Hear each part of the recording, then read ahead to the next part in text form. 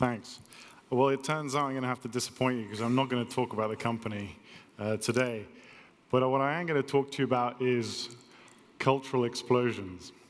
And the cultural explosions that have happened throughout history as a result of communications technology.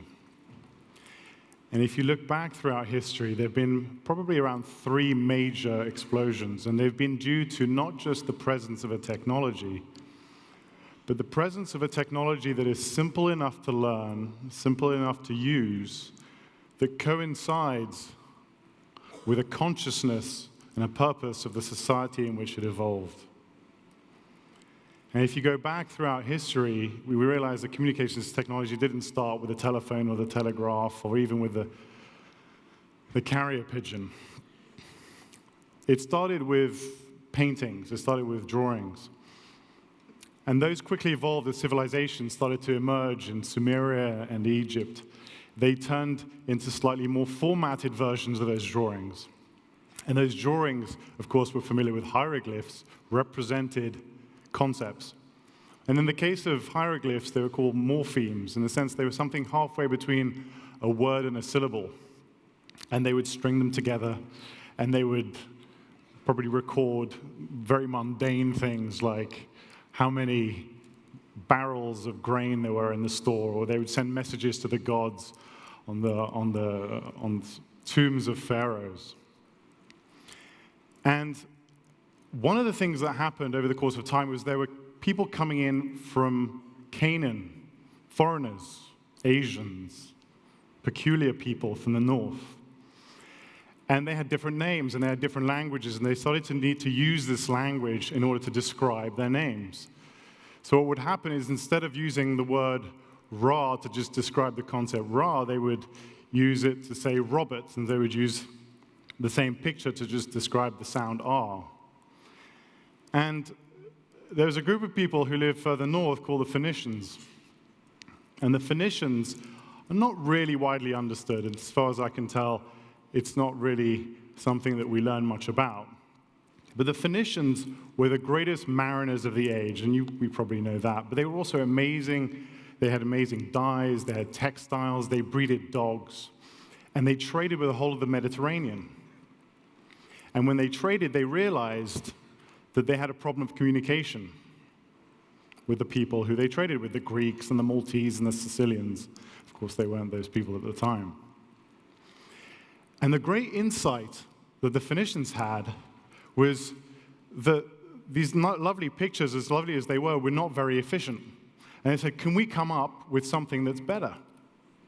And so there was probably the equivalent of like the Steve Jobs, Steve Wozniak partnership of the age that said, why don't we come up with a system that is exclusively phonetic and where we're optimizing not just for the way things look, but let's optimize them so they can be written down easily and they can be understood easily. In other words, so they would be functional. So to give you an idea of how amazing the alphabet is that we now use widespread, it started off pretty much as the symbol for an object that we were familiar with. That symbol was then abstracted into something that was easy to write, and this is a proto-version of the first letter A. And of course, we still use this today. It was, in a sense, the first API. And you've got to appreciate how crazy this was at the time. I mean, people were like, why are you writing those little squiggles down? They're just not beautiful. And of course, the Phoenicians understood why it was so important. And they took that and they transferred it through. So in a sense, they created the first API. And for those amongst you who don't know what an API is, it's essentially a format that allows for the building blocks that allow anyone to then create technologies of their own, products of their own. And that's what happened. And to give you a sense of how incredible this was, in 1200 BC, the phonetic alphabet emerged. At that time, Greece, Western civilization as we know it, didn't exist. It was in the Dark Ages. And within a couple of hundred years of when it was introduced, you had the Homerian literature exploded Greek philosophers emerged. And of course, the rest is history. It turns out that history itself was invented a couple of hundred years later by Herodotus, who realized that being able to transfer knowledge into a physical form for the benefit of future generations had value for society. I mean, just think how crazy that is. Before that, people didn't think that was important. First explosion. The idea of taking the capability of writing and making it something that was easy to learn, easy to distribute. And of course, that API was used. The Greeks changed it for their own purposes. They added a couple of vowels. The Romans took that further. And it turns out that the next 2,500 years were mostly about optimizing this format, this technology. And it did amazing things for civilization. Even in the other direction, there was a competing technology called Cuneiform, which was sort of the Betamax of the age. I'm sure you guys remember the VHS Betamax thing. Well, Cuneiform was sort of the Betamax. It had a lot of benefits, but it lost out, unfortunately, to the Phoenician alphabet. And actually, all the Brahmic languages benefited also. They were descendants, effectively, of the same system. There's only one language today, actually, Korean, that is not based on the Phoenician alphabet. And so what I mean by that is, of course, alphabetic languages. Now, the next big evolution happened 2,500 years later. And it was, of course, Gutenberg. Now, we're not really sure if this is Gutenberg, but let's just assume it is. Like so much of history, we have to kind of take our best guess. And what Gutenberg essentially realized is that you could take movable type and use a press with it. But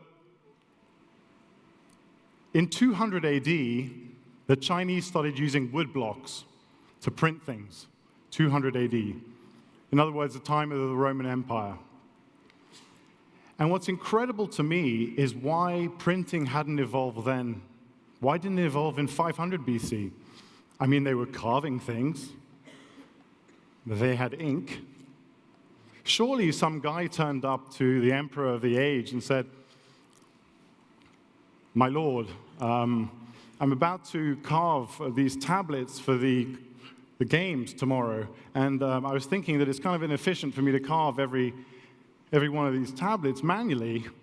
How about we come up with a system for me to do it faster? I've got this ink, we've got these scrolls, why don't we just come up with a better system?"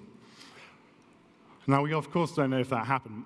My bet would be that that actually happened.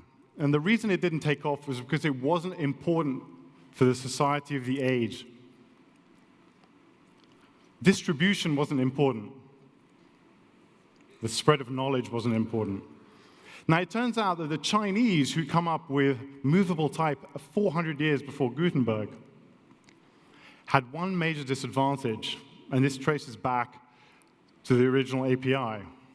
And that is that even though they had come up with printing, they had a language that had 2,000 characters, 10,000 characters. And as a result, it was too expensive to print stuff. They had come up with printing, but they couldn't distribute that capability to the masses. And as a result, it stayed only with exclusive institutions. And of course, in the case of the Western alphabet, that was not the case. Gutenberg's great insight, of course, was the fact that he took the combination of movable type with a printing press, and he brought them together to create the capability of reproduction of ideas. And the reason he understood that that was important, it turned out Gutenberg was a blacksmith. But he lived in the Holy Roman Empire. He lived in Mainz. He grew up in Strasbourg. And what was important in those days was, of course, religion, and later science. But what was happening in Europe at that time? People were spreading ideas. It was considered important at that time for people to spread ideas. People would walk the whole length of the continent. Monks would walk the whole length of the continent with a bunch of scrolls. And they would arrive at at a village and say, here are the scriptures of the great Lord. And they wouldn't be able to leave the scroll behind. So the guy in the village, well, can you leave me one of your scrolls? I can't leave you one of the scrolls. I've only got one. And what's incredible is that was happening for hundreds of years before the printing press came about. And of course, I think we all understand in this room the impact that that invention had. It turns out that it wasn't, strictly speaking, in Germany that it took off. It took off in Venice, which was where the money was, which was where the trade was, but it was also where there was a recognition of the power of ideas. And a recognition that it wasn't just about recording knowledge, it was about spreading knowledge. So we shifted from the belief that we had gotten used to the idea of transferring knowledge into a physical form. Now it was about spreading it to lots of people. And in a sense, the scientific revolution and the industrial revolution are all beneficiaries. They all came as a result of memes traveling to people so that people could benefit from each other's ideas and culture as a whole could lift. And it ended, of course, with the Enlightenment, where there was a recognition that everyone had the same capacity to learn. It seems so obvious to us now, but it wasn't obvious then. Now, this is the culmination of all that, of course. One of the great things that came out of the scientific revolution, of course, and the industrial revolution was transportation, the ability to take the books and bring them to people. But of course, was mastery of the laws of physics and the ability to take these units of thinking and put them into a physical form, send them electronically over wires or through the air, so that now we could distribute even more efficiently and we could talk to each other. And again, just like the Phoenicians, Michael Douglas here was trading. Now, what happened next, and what I would consider to be the third explosion, was the realization that it wasn't just about distribution, that it was about access. The distribution required a distributor, whereas access just required the desire to seek something. And Tim Berners-Lee was living in Geneva. He was at CERN, as you probably know. It's a story that many of us do know. And he had two big realizations. The first realization was that with the advent of desktop publishing, which of course Steve was instrumental in bringing about, everyone was typing their documents on their computers. In other words, Gutenberg's process had been transferred entirely into one unit, allowing a person to type on keys, see what they were producing, and then print it. It was kind of the combination of the Phoenician idea with Gutenberg's idea in one package, right? But what Tim realized is that we were sending all these documents to each other physically, and that there was an electronic copy sitting on everyone's computer out there, and more importantly, each of those computers was increasingly getting connected to a network, and that network was getting connected to this other thing called the internet, which had been developed by the US military to withstand nuclear attack. And Tim's great insight was not to come up with something that was completely alien, some entirely new invention, but was to reuse two important components that had come before. The first was the idea of domain names representing locations for the documents. Sounds obvious to it now. Each document has its own location and its own name. And then the other one was the ability to hop from one document to another. In other words, he not only gave the capability for everyone to produce their own documents and access any document, but he also allowed people the ability to navigate from one to the other. And of course, the rest is history. And over the course of the next 10 years, of course, you had the search engine, which was essentially the modern librarian, allowing us to find things, and of course, services that we all use today. And of course, the sum total of human development can be summed up with this picture, which of course is a bunch of people traveling at high speeds, staring at screens, and being able to access any information in the world. And I say that kind of half in jest, right? I mean, it's kind of a joke, but it's sort of not. And I guess the way of summing up the age we're in today is we're in the age of information. And it sounds like I'm stating the obvious, but it is a remarkable achievement, right? We can access anything we like. The trouble is we can't discern meaning yet. We're not actually that good at figuring out what information to take and what to leave behind. And as a result, and I'm sure you all feel this, we are deluged by information. We don't know what's right for us or what's right for our neighbor. We don't know what's truth and what's not truth. And so in a sense, we live in an age of noise as much as we live in an age of information. And when people ask me, where do we go next? If I had to look back at the course of history, the invention of the alphabet, the printing press for distribution, the web for access, to me what's exciting is that we might be shifting from the age of information into the age of wisdom. And what does that mean?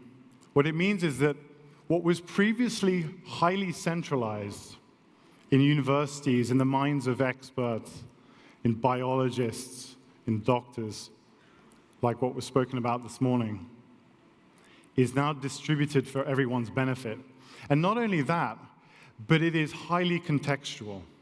In other words, I, as an individual, get the wisdom that is right for me. I develop, and I'm able to access insights and wisdom that previously existed only in small silos around the world, or perhaps didn't even exist at all. In other words, emerging into the age of self-awareness. Self-awareness that is not just for the individual, but helps an individual achieve their purpose in life, contribute to the world in a way that's harmonious with the world as a whole. And it sounds crazy, right? It sounds like, well, that doesn't sound right. I don't want to be told what to do. But I think it's pretty exciting. And I like this quote by David Foster Wallace, which says, "What renders truth meaningful and worthwhile is its relevance. Otherwise, we might as well just be computers downloading raw data to one another." And I kind of feel today we are a little bit like computers downloading raw data to one another. And ultimately, if you look at the course of history, societies have shifted and have moved because they followed a purpose. There was a consciousness that emerged. And I think the consciousness that's emerging in the world today is a fascinating one. It's a very important one. It's the realization that we are all connected. And at the risk of sounding a little bit trite with kind of visions of Gaia, I actually think that we are starting to realize that we are all connected, that we have an ability to contribute, but we don't quite know how to yet. And I'm excited for the future because I think that communications technology has, since the dawn of the Phoenicians and the Greeks, been the medium through which culture accelerates. And I don't think it's any different today. And I'm excited for the years to come. And I hope that it is a reflection of the better sides of society and is also the sum total of the contributions of the people in the planet to work towards a harmonious world. Thank you very much.